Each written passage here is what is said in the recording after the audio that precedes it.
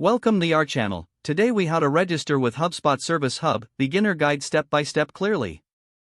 To register with HubSpot Service Hub, start by navigating to the HubSpot website.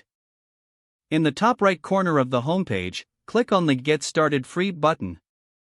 You will be directed to a sign-up page with fields for your email address. Enter your preferred email address and click on the Get Free Trial button. Next, check your email for a confirmation message from HubSpot.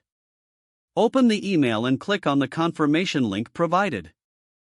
You will be redirected to create your HubSpot account.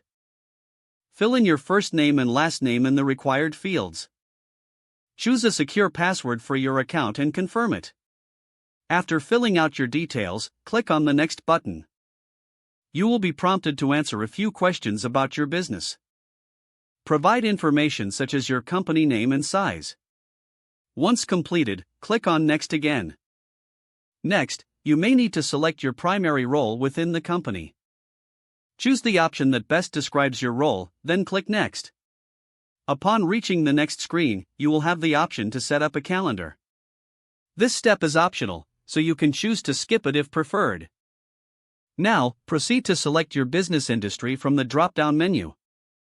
After selecting your industry, click on the Finish Setup button. You should now see your HubSpot dashboard. From here, navigate to the Service Hub section on the left menu. Explore the various features available to you as a new user. If needed, take advantage of the tutorials and resources HubSpot offers. Congratulations, you are now registered with HubSpot Service Hub and ready to begin. If the page does not load, refresh the browser or try again in a private or incognito window. Make sure you are using the correct email address, then retype it carefully to avoid small typos. If your password is not accepted, use the reset option and create a new strong password you can remember. Check your spam folder for verification or security emails, then complete any requested confirmation steps.